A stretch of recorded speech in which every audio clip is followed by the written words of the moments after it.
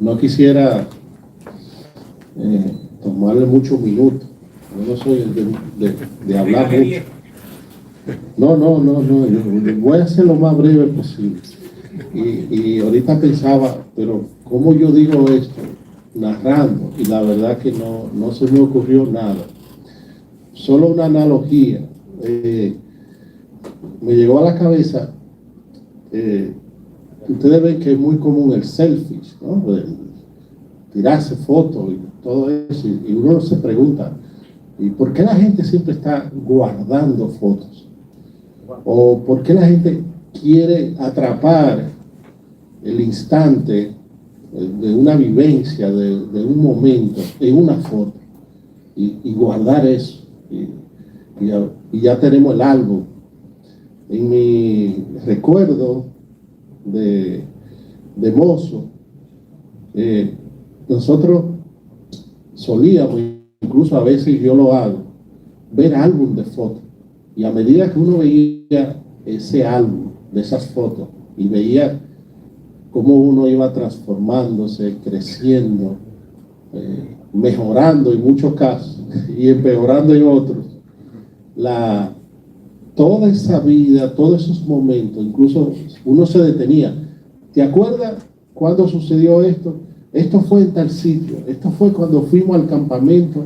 Entonces ahí comenzaba todo un proceso narrativo de remembranza de episodios, ¿no?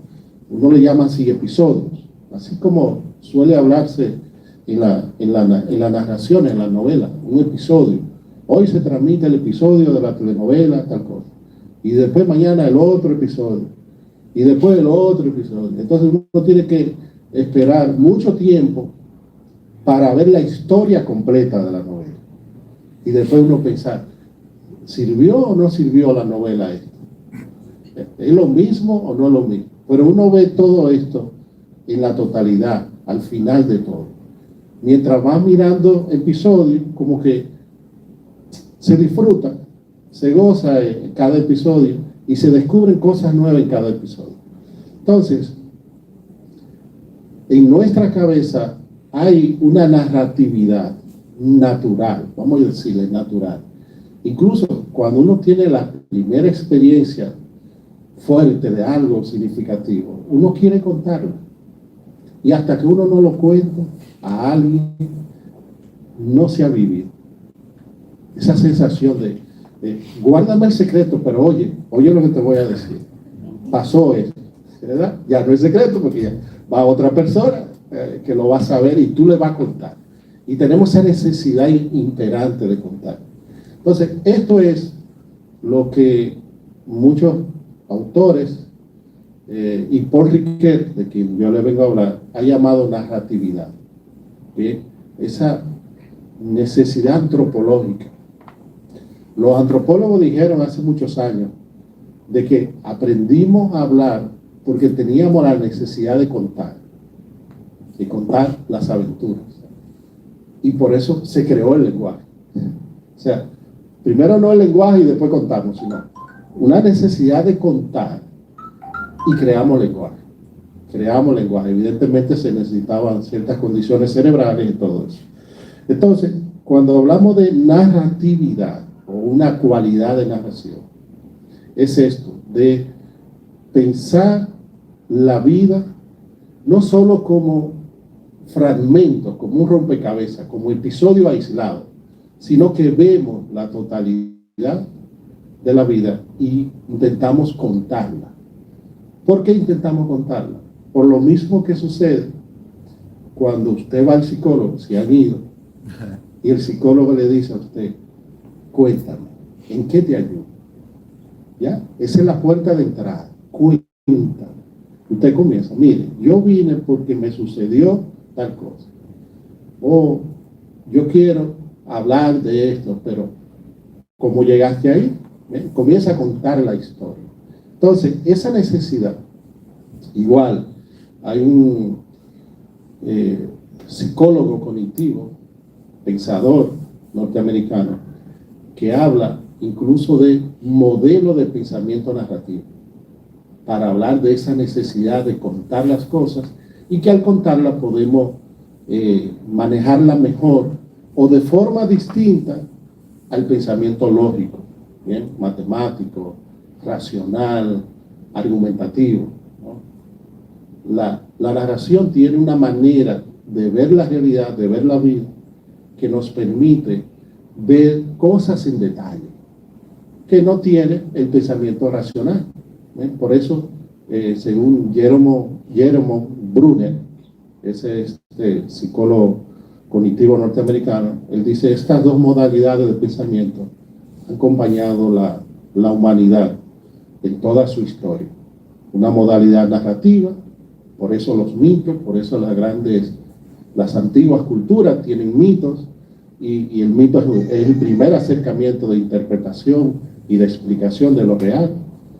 Y luego tenemos la modalidad racional, lógica, argumentativa, si ustedes quieren, filosófica, ¿no? ¿Se acuerdan de que siempre los profesores de introducción a filosofía dicen, paso del mito al lobo? Que no hay ningún paso, ¿verdad? Pero siempre esa dicotomía, paso del mito al lobo. Entonces, cuando hablamos de narratividad, es dos cosas. Esta necesidad de contar la historia y esta necesidad de entendernos a nosotros como una historia. Cuando digo a nosotros, puede ser al individuo, yo como persona, o puede ser la colectividad. Bien, entonces ahí hablamos de una comprensión individual, yo como sujeto, si quieren podemos usar una palabra que se usa mucho hoy, identidad personal, y si es colectiva, entonces hablamos de identidad cultural o identidad colectiva.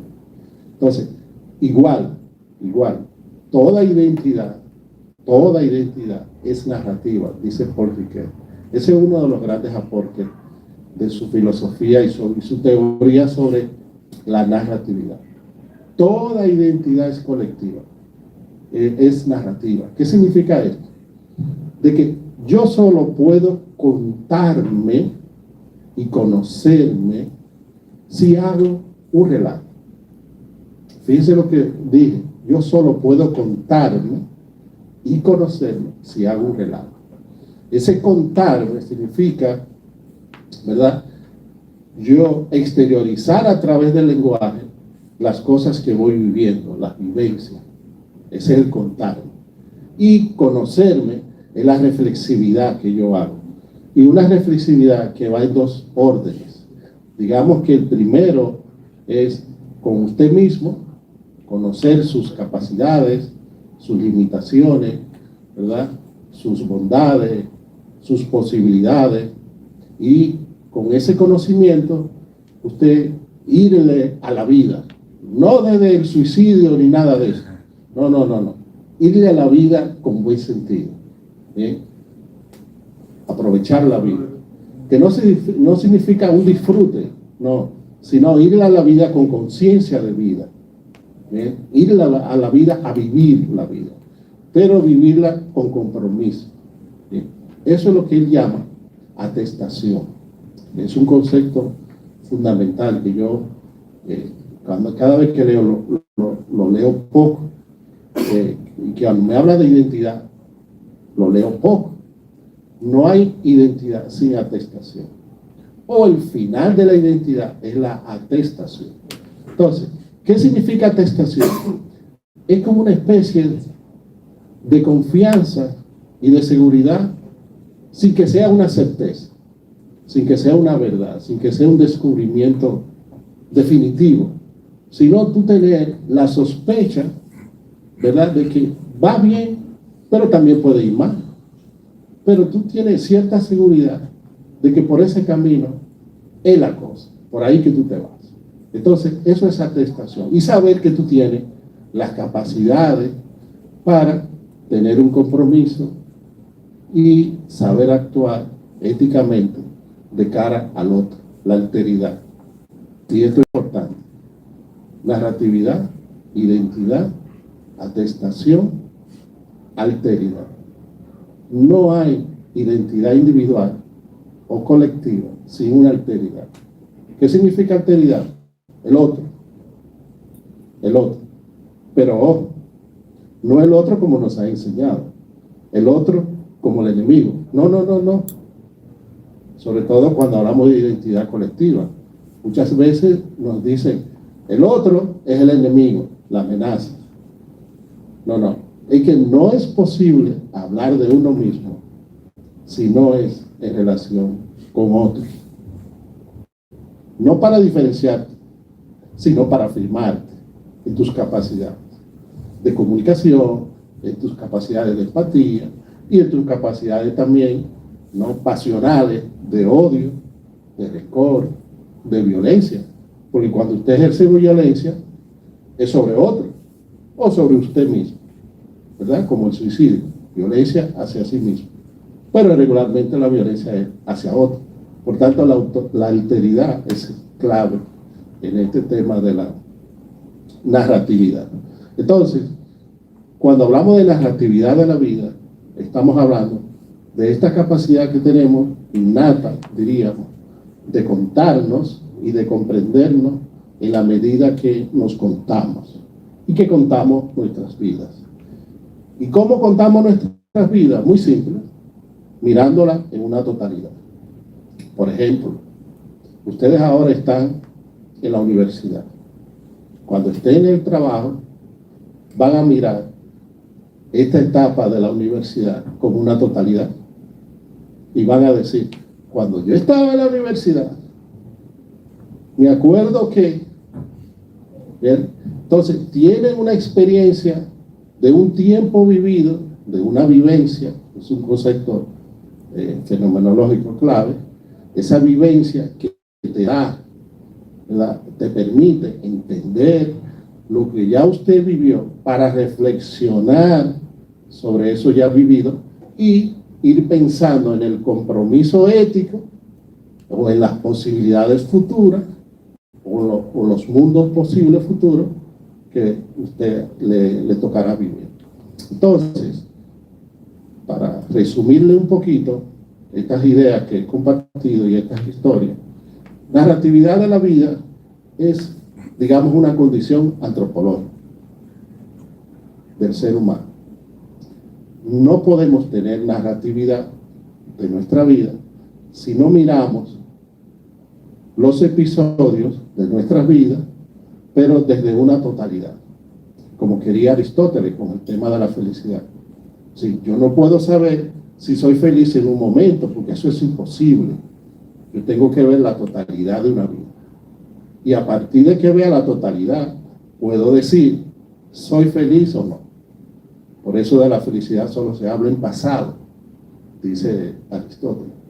Entonces, la narratividad, la trama del relato, digamos la poética del relato, nos permite ver en conjunto, en una unidad, todos estos episodios que vamos viviendo. Y a partir de los cuales yo despliego mis capacidades. Capacidades para amar, capacidades para odiar, para relacionarme con otros, para estar solo. En fin, todas mis capacidades, buenas y malas. ¿Bien? Posibilidades y limitaciones, todas. Entonces, en ese narrar o narrarme como una totalidad, verme como una totalidad, entonces yo descubro mi identidad. Una última idea sobre la identidad, porque en estos momentos difíciles se nos transmite una idea de identidad como que es algo permanente y para siempre, sobre todo cuando hablamos de identidad colectiva. Nos dicen, ser dominicano es esto, lo que dijo Duarte. Pero Duarte lo dijo en el siglo XIX, ya estamos en el XXI. Ahora ser dominicano, si nos narramos a nosotros mismos, bajo estas condiciones que estamos viviendo, significaría ser otra cosa. Significaría otro relato. ¿Por qué? Porque hay otros actores y otra temporalidad. Entonces, ¿somos tan dominicanos como Duarte? Sí, en la medida en que nos entendemos a nosotros mismos en relación con otros y en la medida en que desplegamos todas nuestras responsabilidades que nos atestamos como personas, como colectividad, en un compromiso ético. Entonces, eso es identidad. Y esa identidad que se transforma. Y entonces, la palabra identidad no quiere decir algo que permanece para siempre. Evidentemente, hay cosas que permanecen, pero también hay cambios. Y la palabra identidad asume los cambios, las transformaciones. Entonces, narratividad, identidad, atestación, capacidades, el conjunto de una vida, mirarlo todo desde una posición de alteridad, desde un enfoque de alteridad, en que tome en cuenta el otro y mi compromiso ético con el otro. Gracias por escuchar.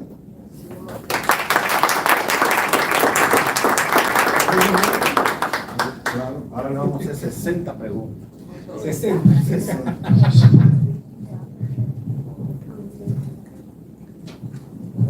Ok, en la tercera viñeta dice que llegamos a nosotros mismos mediados por el lenguaje.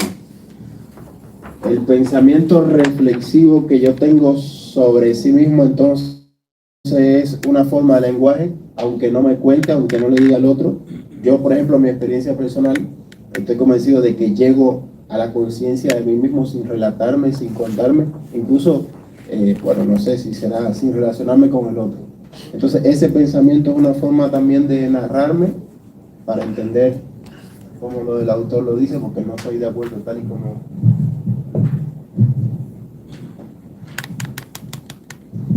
La tercera, llegamos a nosotros mismos mediados por el lenguaje. No hay acceso directo a la conciencia de sí.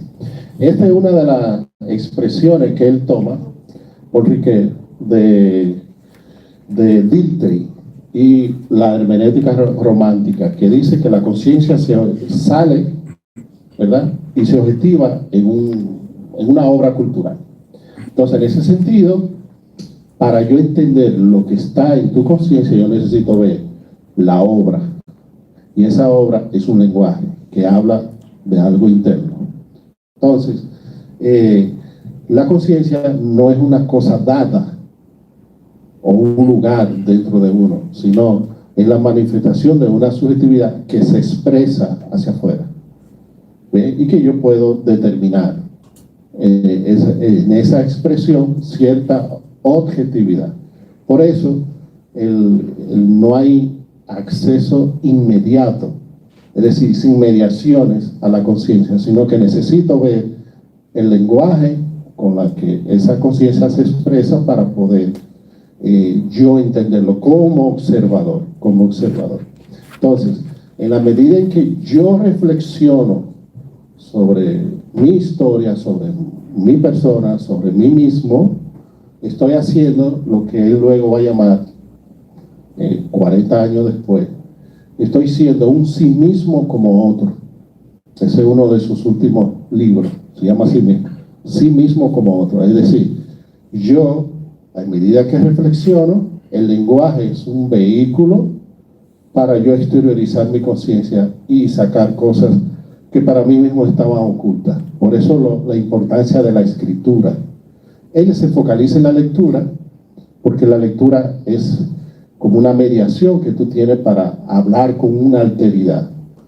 En mi tesis doctoral yo cambio eso, cambio la moneda y digo, no, cuando uno escribe, cuando usted escribe algo o habla, exteriorizar también es un salir de sí para volver a sí reflexionado. Por eso es sí mismo como otro. Bien, no sé, respondí, más o menos. Entonces, lo que te está diciendo es, él está ahí de alguna manera criticando lo que se quiere con la psicología de que yo puedo acceder a tu inconsciente, digamos, de modo observándolo, y no. Él muestra a través de un estudio que él hace de Freud, cómo Freud es consciente de que no había manera de acceder a esa parte nuestra más oculta, sino era exteriorizando en historias y sospechando de esas historias, porque detrás de esa historia se escondían otras historias, otras cosas. Una pregunta desde YouTube. Ay, mi madre. Dice, ese cinismo no es lo mismo que la introspección o que el autoconocimiento. No, jamás, no, jamás. Si tuviera mi clase yo diría una mala palabra. Yo diría no. Ni introspección ni autoconocimiento. No significa que no haya reflexividad, pero no debemos confundir reflexividad con introspección. Entonces, esto es salir de sí para encontrarse, perderse en la relación para encontrarse. La introspección, eso no significa que no haya momentos de soledad. Este señor tiene muchos momentos de soledad y tuvo muchos momentos de dificultades, de vida personal, historias desgarradoras.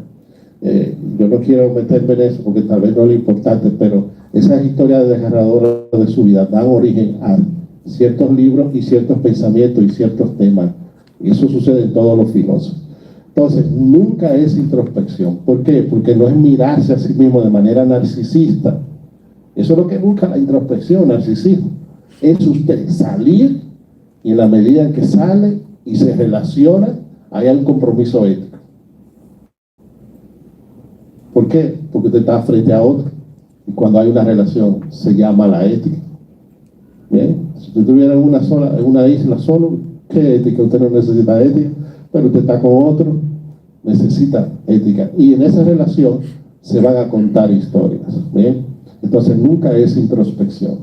Sí mismo, como otro es reflexividad en la relación, en la actividad, saliendo, compromiso ético en la vida.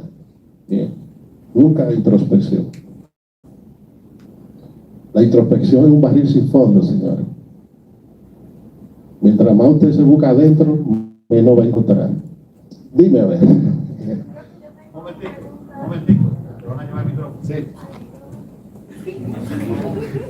Es que el COVID no permite que te escuchemos bien. Profes, una pregunta para que usted me la responda desde su punto de vista. Según los conocimientos que usted tiene sobre ese señor, ¿usted cree que es necesario nosotros ir a un psicólogo para conocernos como personas?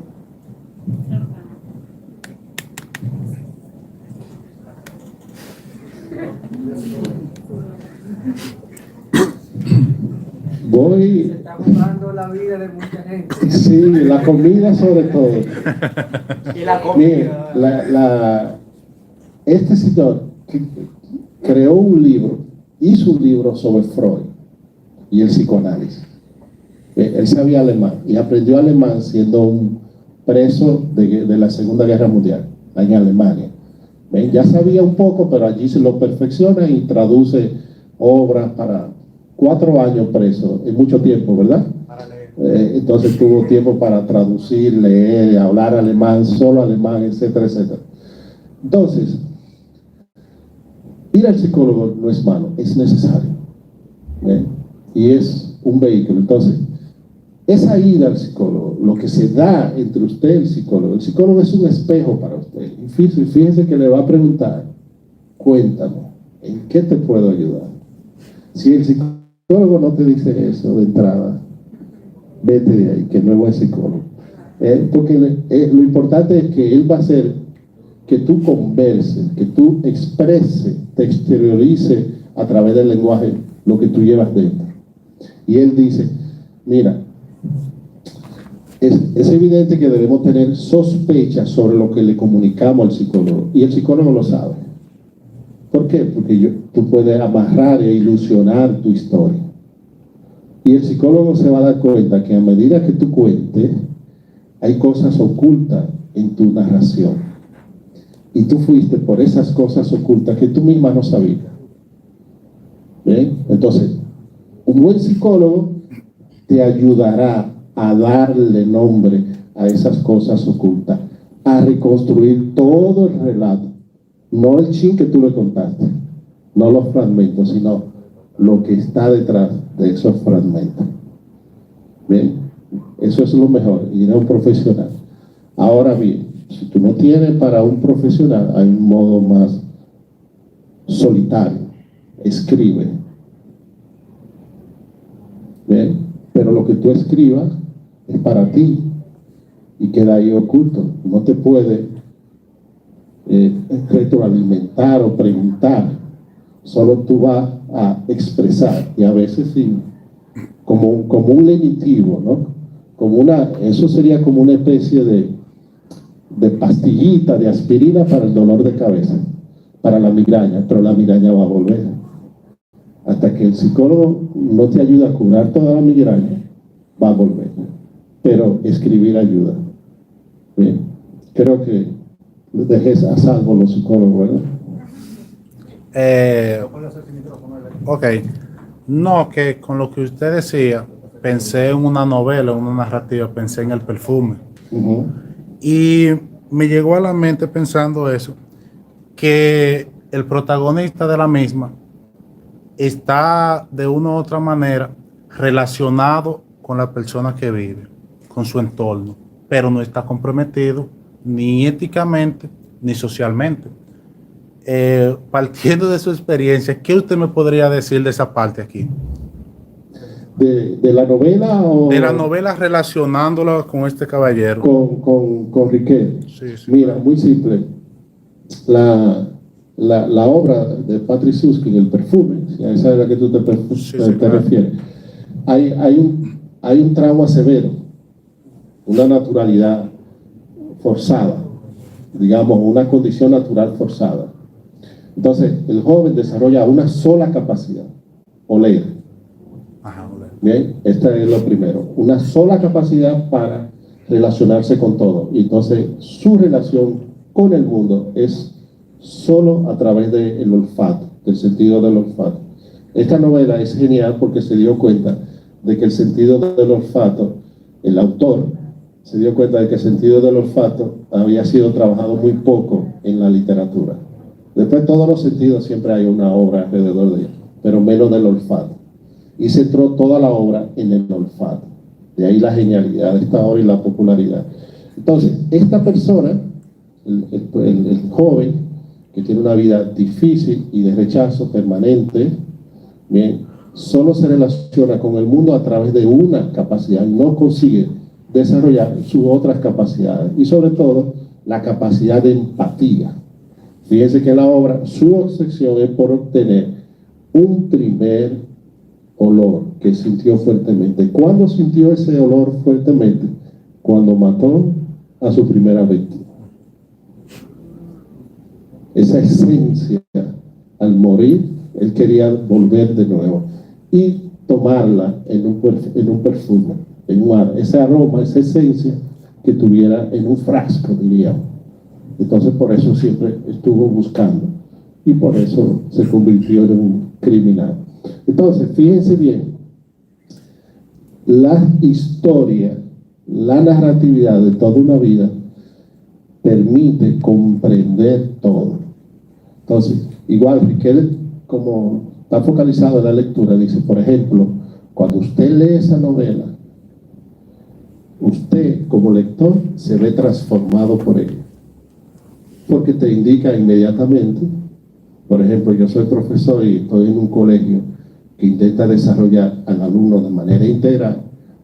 Yo dije, pero mira, esta es una buena novela para ver qué pasa cuando una persona solo se focaliza a desarrollar una cualidad que tiene y olvida el otro, la empatía, olvida sus otras capacidades. Se construye un monstruo, aparte de la experiencia negativa. Entonces, perfectamente, esta obra, como toda obra, puede ser un ejemplo claro de la pérdida del compromiso moral o compromiso ético con la alteridad. Es decir, no hay alteridad en el personaje de la novela. A partir de lo que expone de Paul Ricoeur, piensa que el género de la confesión tiene legitimidad filosófica. Hay legitimidad porque permite al individuo salir de sí en una conciencia que que se media a través del lenguaje de la escritura para conocerse, ¿no? Y armar una historia, armar su historia. Bien, yo creo que sí, todo, por toda escritura, todo acto de escritura, no solo el confesional. Igual le decía al inicio, hay muchos hechos de la vida de este personaje que le llevan a ciertos temas frecuentes por ejemplo, cuando él murió en su cama, había dos retratos de dos señoras. Él no supo quién era su madre y quién era su tía. En ese retrato, en esos dos retratos. Y dicen, que lo conocieron, que él atesoraba esos dos retratos. Él había quedado huérfano, no llegó a conocer a su madre, fue criado por una tía. Bien. Y en ese momento, esa tía muere también y queda totalmente huérfano, ¿no? Y entonces lo crían los abuelos. Parece que hubo un problema familiar, no sé muy bien la historia. Y al final, sus dos retratos nunca le quisieron como confirmar quién era su madre y quién era su tía. Entonces ahí está el problema de la identidad.